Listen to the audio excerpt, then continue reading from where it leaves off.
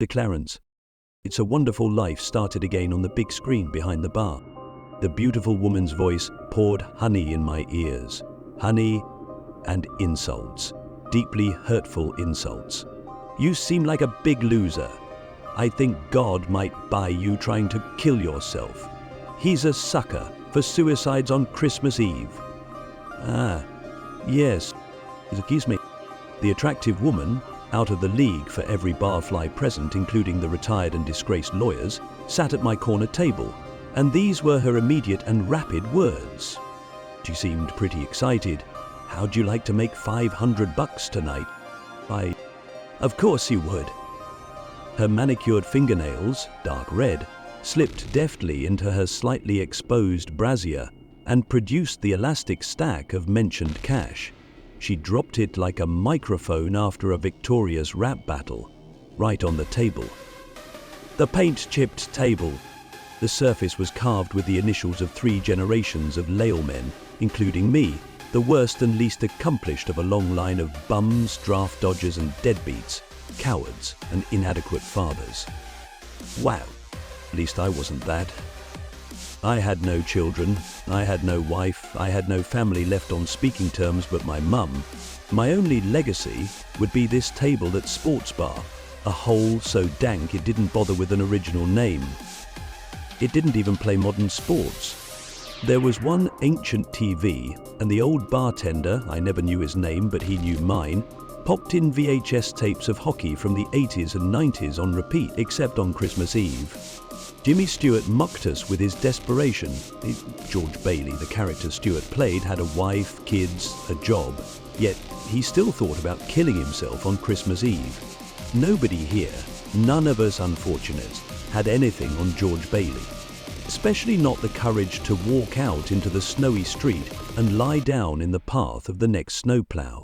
Born at the wrong time, said Beth, the aged prostitute, still game if you were, watching It's a Wonderful Life with intensity, like she hadn't been here since the morning and seen it half a dozen times. $20 for Beth, for you name it. I think she married the bartender years back. Neither seemed to remember. Came every day while I was in prison in Pigpen. Merry Christmas, Beth, the bartender said. She glared at him and muttered curses into her mostly empty pint. The only reason I noticed their exchange at all came down to lighting. What's darker than dank but not total pitch? It's whatever shadows followed this lady around like an evil pool of fog. We sat in it. I breathed it in.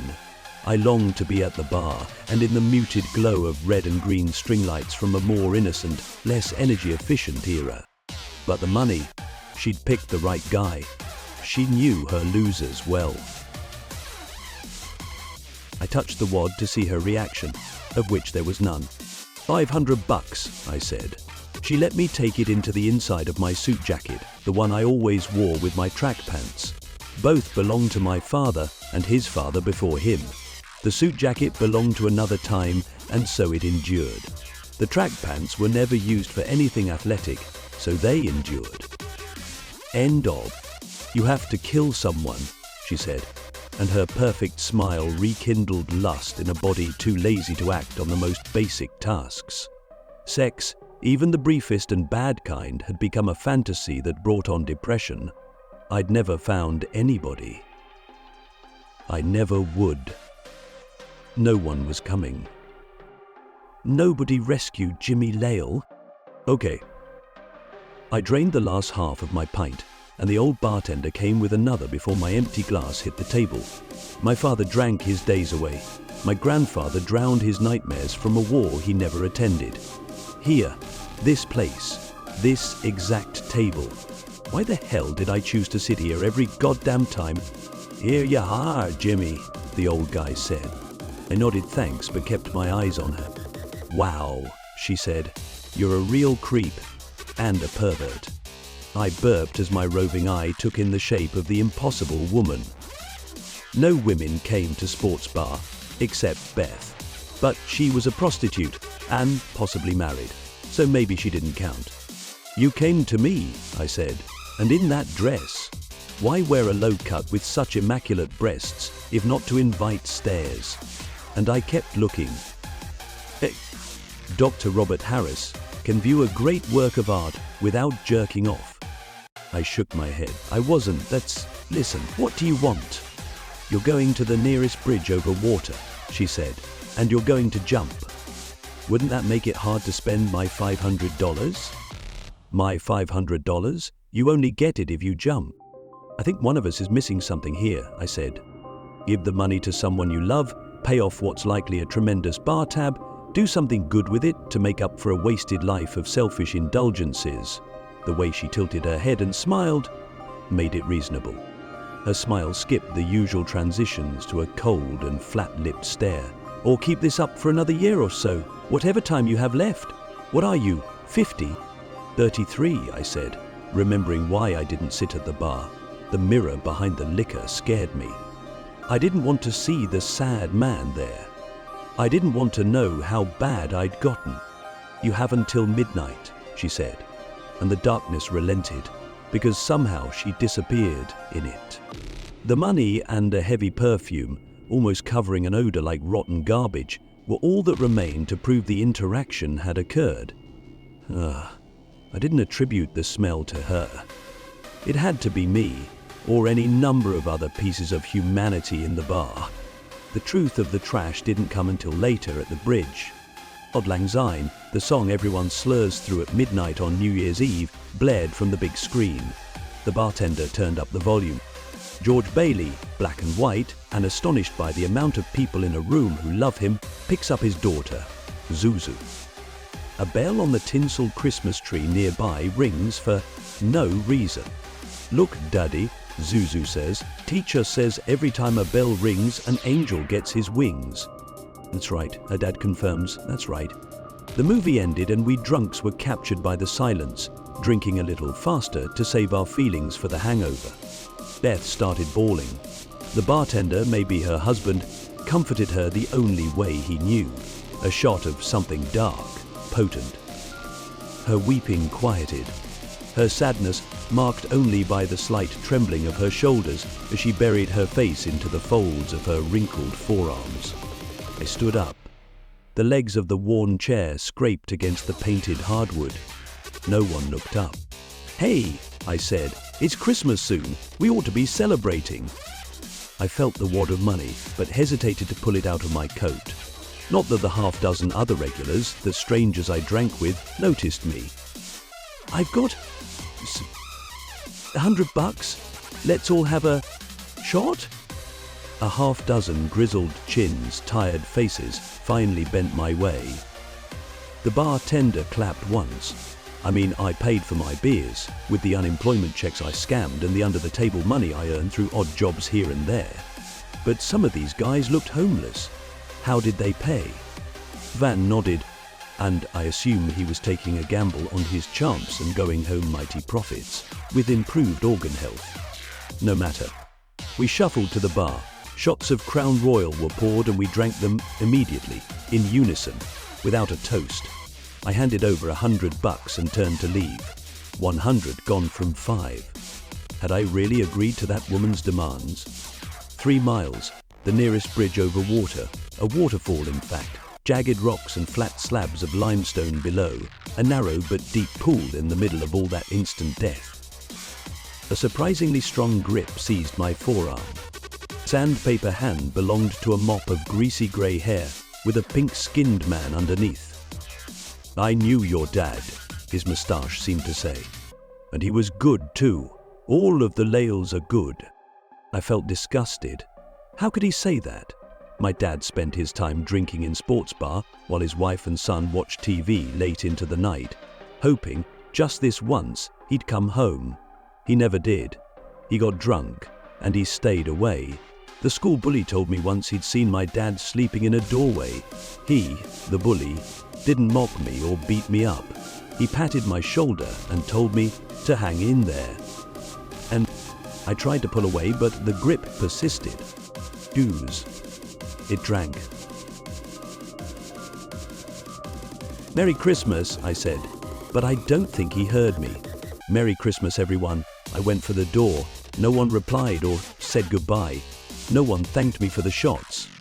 The door to Sports Bar groaned on rusted hinges and clanged shut on a quiet street.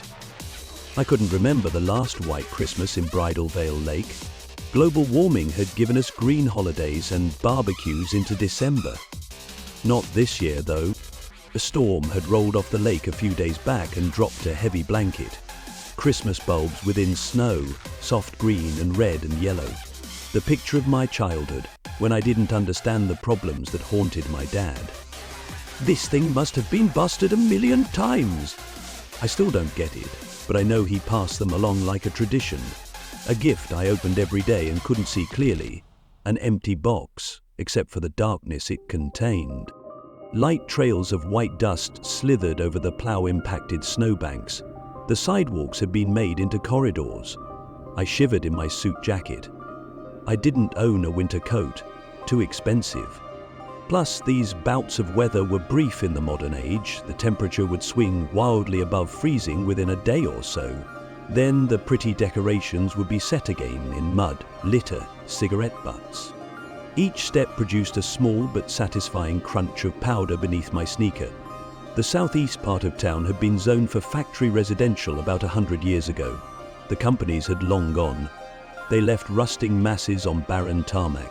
The vacuum of their absence tore at once thriving neighborhoods. Whole blocks were abandoned. Kentland Road, my street, had survived because of the buses to Tor Hill.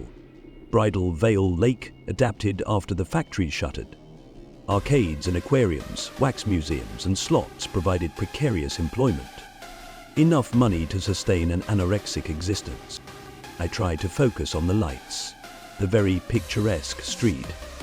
These houses were old, red bricks and more than the cookie-cutter vaults people called home in the suburbs.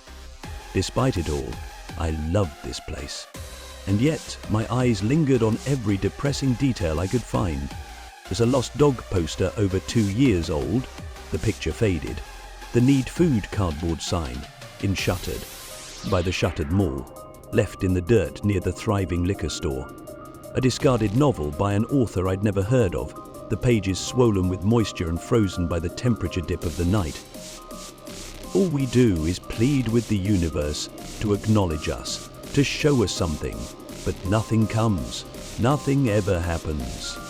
The plea outlasts the beggar. Perhaps that's what it is to be human. Maybe desperation is our purpose, and some creature gets high off the supply. These were not my usual ruminations post-Sports Bar.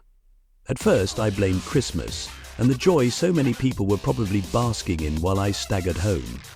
But this matter. But then the voice in my head went off script and in a tone objectively alien.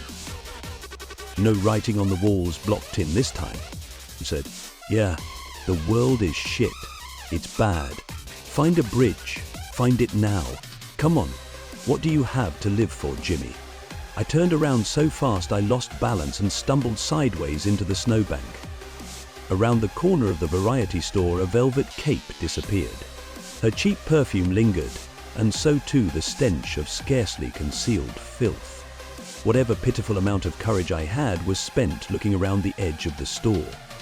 A homeless man, wrapped in a new, red blanket, slept in a doorway. I didn't buy it, not for a second. It had been her. Her dwindling stank in the frigid air told the truth. "Leave me alone," I said against the wind. An immediate futility, sapping the will to remain upright. The homeless man startled and flinched under the warm blanket. His dark eyes glittered. "I'm not your prop," he accused, before rolling over again. "Sorry," I apologized. When I turned to go, I added, "I don't want the money." The footman looked, but I'd already taken it. $100 gone. A little more quickly, a little more sober than preferred, I walked the rest of the way home. Each blast of wind made me wince. I couldn't hear my own steps or if anyone followed. Of course, I hadn't taken my bicycle. By the time I mounted the crooked stairs of my mum's wilted porch, I was trembling and could barely grasp the handle of the outer screen. My mum never locked the doors. I usually made a show of trying the keys first so I could chastise her while she watched TV and paid me no attention. I resented the pattern. On this Christmas Eve, however, I'd never been more grateful. Once inside, I shut and locked the screen and threw the bolt on the inside door. "What's the matter?" Mum said from the living room. My breathing came in short, frantic breaths. "Honey, It's a Wonderful Life played across the flat screen set too high above the fireplace. Not again. Mum had built a rare fire for the occasion. I felt drawn to the flames. Frozen skin stung pleasantly in the heat. George Bailey defended his deceased father. "You're right when you say my father was no businessman. I know that. But neither you nor anyone else can say anything against his character." Mum put down her drink and snapped her fingers. "Hey, Jimmy, what's happening? You get mugged?" I turned around slowly. The fire soothed my refrigerated backside. Mum appeared concerned. Small eyes knitted at the brows. Her lips peeled slightly to reveal smoker's teeth. Fear and anger made up this familiar expression. She always worried about me. Tooth and nail, she'd never failed to step up when she thought I got the short end. And why? I'd never done a thing to deserve her love, and I'd done a lot that deserved a booting out the door. She never asked for rent, fed me, knew about sports bar but didn't give me shit about it. She cared about me, more than I could ever care for myself. "Jimmy," she said, rocking forth from her chair in children's pajamas. Her small frame made it difficult to find adult clothes. The pants and button-up shirt had trains racing around her legs and arms, and a bright light blasting from a tunnel in her torso. "You're freaking me out," she smiled. "Pretty badass pajamas." "I got a job, Ma." Immediate suspicion cinched her eyelids. "A job? Tonight? What kind of job? With who?" She snatched up her gin. Who could blame her? I'd had plenty of jobs before. Nothing majorly bad. Stolen goods from Walmart needed to be stored until they could be sold online. I kept PlayStations and Xboxes under my bed for a small fee. Got to keep a console too. I sold it. "You don't eat like that," I said. Look, I got an advance already. I took out the $400. Look."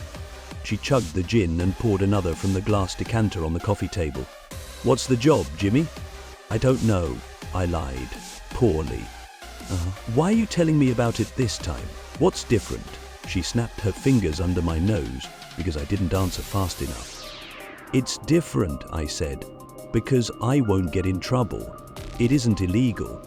"Wait, is it illegal to kill yourself?" "Couldn't be. Nobody to arrest but a corpse. And this money is for you." I held out the crisp bills for her to take. She shook her head and slid back into the recliner. Her gaze went through me to the TV and the movie. "Take it," I said, kneeling down at her feet. "It's for you, for all."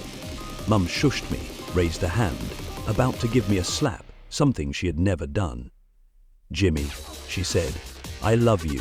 From the moment you were born and I held you, I will always love you. You've made some poor choices, and I never blamed you. God knows you weren't dealt the best hand, but this is the first time, the only time, Jimmy. You make me ashamed." I wished she had smacked me. I sat down on the hardwood and looked at the money in my lap. "It's for you. I didn't steal it. I'm going to earn it." "I'm going right now. Honest work, Ma. Honest. Please take the money." Clergy mother sighed. "No." She lit a cigarette. "Please, I need you to take it. It's the only good thing I'll do." Tears came unexpectedly. I hadn't cried over anything since the age of 8, when I understood Dad would not be coming home. Mum cupped my cheek. "Jimmy, you don't need to. Give it back." I stood up. She followed. The top of her head reached only below my chin. I dropped the bills on her slippers and went for the door. "Jimmy, don't go." I ignored her, closed the front door and locked it with my key, already aware that the panic from earlier had come from something unnatural outside. Was the beautiful woman lurking beyond the peripheral? I think so, but with friends, many of her monstrous friends. The nearest bridge, Albion Falls, so easily forgotten in the shadow of the town's namesake, could be reached in an hour at walking speed. 15 minutes Had about 50 minutes until midnight. The thousands of eyes I couldn't see but feel from even the smallest pockets of darkness were waiting. If I didn't hold up my end of the bargain, if I wasn't over the railing before midnight, they were here for me. Running to avoid being murdered so that I could kill myself was ridiculous and maybe ironic. One would expect to avoid murderous creatures of the night to go on living. Not me. Not a Lael man. As I passed from familiar neighborhoods to the relatively strange borders of the abandoned factories, I tripped over a buried train rail and ate shit on a storm drain. Huge clots of snow fell from the sky and stuck to my unshaven face. I checked the time. Only 15 minutes and far to go. Darker shades of black pushed against the light, constrained but barely by the agreement I had made with probably the devil, the hot devil, but the smell stank is ugly. Slipping across a patch of ice, tripping over buried curbs, I fled the growing masses of still unknown evil. The roadway bridge over Albion Falls discouraged tourists. There were no sidewalks and only a yellow guardrail up to the knees. A fall would likely be fatal. I had played in the gentle creek at the foot of the Albion as a child. It felt like a magical place, where fairies showered and treasures awaited behind the curtain of water. I always checked. Video games train players to look behind waterfalls. The perpetual disappointment of the empty hollow didn't dissuade me from the idea. No, I simply believed someone else had gotten there first. That I had lost the race. My childhood ended the second I stopped believing I would be first someday. That I would find the treasure. That there even was a treasure for people like me. No more. Exhausted, out of breath, with a fair stream of snot freezing in my moustache, I entered the pool of illumination offered by the one streetlight on the bridge. 15 minutes to spare. Great efforts to ensure success, Leonardo. Tense was 3 hours. I looked down. Darkness. The world held an abundance of the stuff. In my head, I knew the jagged death below and the slim hope of the narrow deep somewhere in the middle. As far as I knew, nobody jumped from the bridge ever. Who knew if the rocks could be avoided? And why would I want that anyway? If I somehow survived, they would be upon me. I dared to look back as the last minutes depleted from this Christmas Eve. End. It is simpler to than hard. On the edges of the humble streetlight's offering gathered hundreds with yellow eyes trailing fiery streaks like infernal fireflies whenever they moved. And move they did, practically vibrating with anticipation. So many of these evil things together produced a fetid heat that burned the snow into rolling streams of fog. A vapor wall came for me, and I did not want to breathe it in. I stepped over the guardrail. Eager creatures or not, I had no reason to stay. Even if Mum didn't keep the $400, my absence would make her rich in savings. The world would be a far better place without Jimmy Lael in it. My passage was ambushed and invaded. Pointlessly, as if I could see anything below, I closed my eyes and began to lean forward. That's when I heard the splash, a watery thunk, followed by loud bellowing. "Help! Mud ma," said Veren in Pierre English. A collective, nasty little snicker came from the group on the road. I ignored them. "Hello, is there... I'm not sure what happened next exactly. Never in my life have I done anything heroic or even helpful that I can recall. Yet, I searched for the childhood path down to the bottom of the falls. When found, I didn't hesitate, despite a near total inability to see jack shit at all. Help! The call for aid grew fainter. A familiar slab of angled limestone said I only had to jump onto its horizontal twin to reach the bottom. I did, but slipped on the icy spray coating the rocks. Straight into the unseen pool, I bumped into the drowning man. He calmed immediately, and I dragged him onto the flat limestone with surprising ease. I'm not strong, he was light. The kilometers I had covered in mud, a weight had finally fallen. We clung together as we negotiated our way back into the light, shivering uncontrollably. Those creatures were nowhere to be seen, and I half believed they'd never been there in the first place.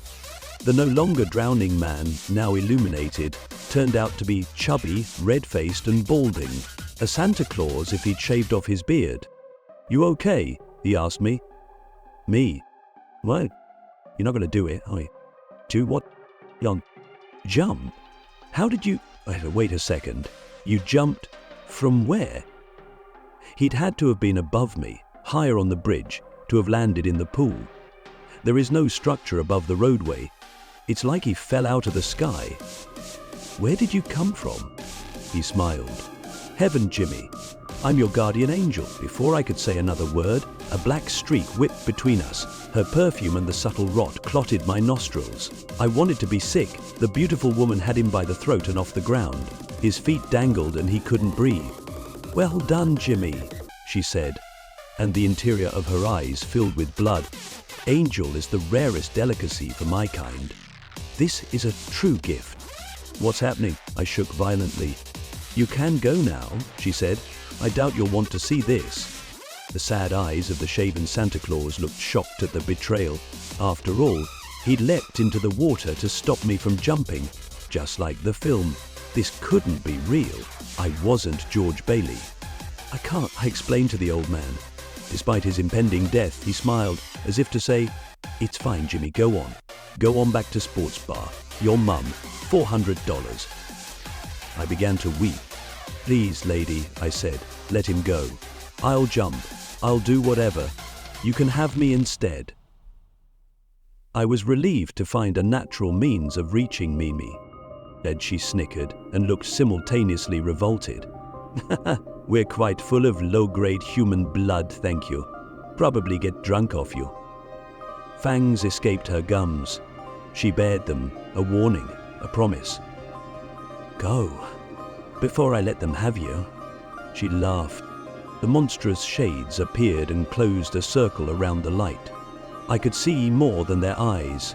They were not beautiful like their master, and they did not hide the foul cloud emanating from their skin and salivating maws. Upright dogs and wolves caked in dried gore would be a fair general description, though there were more unique oddities in the group, too frightening to write. Clearly, all of them were keen to annihilate me. "You," I said, "can't have him." My voice broke like a prepubescent boy, which she found quite amusing. She tossed the feeble angel across the road. He slid in the layer of snow and bumped into the guardrail on the opposite side. "Jimmy," she said, "if you want to die by my hand, I'll oblige." Black claws stretched and curved and serrated from her fingertips, right before my eyes. Then she turned and moved through the door into the dark. The midnight church bell tolled, the waves of sound dismissing the disruptive wind as if the creative breath of God had poured forth angrily from his nostrils. Every creature sank low and laid their faces against the snow. Powerful, blinding light pulsed with the tolling. The beautiful woman finally became uncertain and quite perturbed as a fiery gladius blade exited where her black heart should be. The angel, no longer feeble, but grown in stature, muscle, and beard, yes, a long, flowing beard, unfurled marvelous golden white wings. Wooden history, a parrot deco inside an old ball, presented itself to his memory, greeting him like a sickness to be feared and avoided. "Every time a bell rings, bitch," he said to the dying vampire. The glamour fell. The perfume vanished. She looked a lot like the others, except larger in stature and with leathery wings under her hairy arms. Her body fell to pieces and twitched. Panicked eyes searched everywhere and popped out of decaying sockets, rolling away toward the rails. An escape attempt. They squashed rotted grapes under my sneakers. I slipped, but a strong hand caught my forearm and brought me back to level. We were alone on the bridge. The snow smelled fresh again. The world clean. Magic had returned to Christmas Eve. He smiled. The fiery sword evaporated. His wings diminished and faded from this veil of tears. The heavenly glow, the golden armor turned to sparks in the wind, carried away to the sky, where they were indistinguishable from the stars. He kept the beard, though. In this more humble form, he took my hand and shook it. "Thanks, Jimmy." "Thanks? Shouldn't I be—" "You saved me," he chuckled. "I jumped in the water to save you. You jumped in to stop that creature, proving you're not what you think you are." I wasn't used to praise. I tried to turn away, but his grip, still soft, couldn't be shaken. "What do I think I am?" He only raised his bushy white eyebrows. "A loser." "Ah, but now you see, Jimmy. You proved your worth, not to me, I always knew, but to yourself. You were prepared to die to try and save me." I thought about it. All that had happened would take serious time to process, maybe therapy. "Where did he stay away?" he asked. "What? Of all the things to say!" I'd just started to feel a little better too. Bringing up Dad, the nerve of some people. Angels. "Your father drank, Jimmy. He drank a lot. He couldn't stop, he couldn't control himself, and he knew it. So why did he not come home most nights? Think about it. He didn't want to. Dad was an asshole. Grandpa was an asshole. And a drunk like his son. And grandson. But Grandpa came home every night." "Oh," I said, understanding finally. "He stayed away. He didn't want to do what had been done to him." My whole face trembled, free in grief so long buried. I'd hated my dad since childhood. I'd felt numb when he died. "Blessed," said Jacob. My wife decided to give me a prenom. "But he was a hero," I sobbed into the angel's chest. Whoa, slow down. Not a hero. Heroes do heroic stuff. It had been heroic to overcome his drinking and be there for you and his wife. But you said he did his best, Jimmy.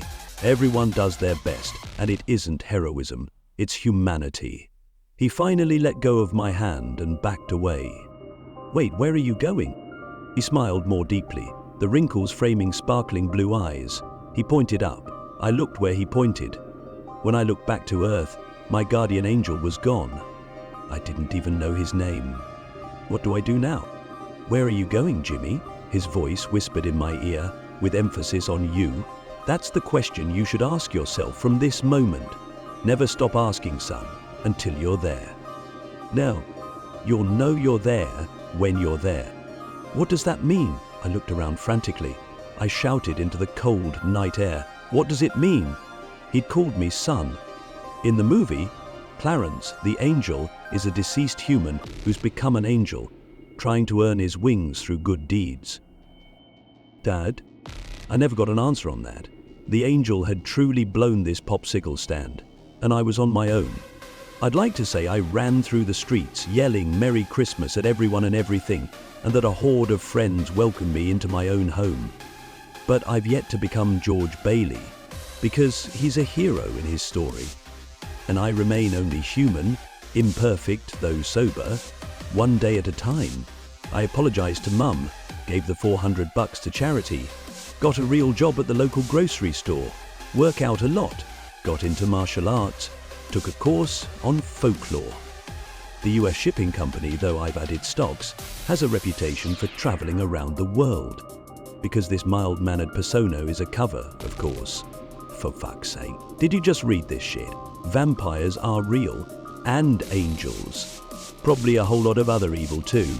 So now instead of drinking, I hunt what hunts us. I set up headquarters where I met my first vampire. Merry Christmas, you wonderful old sportsman bar.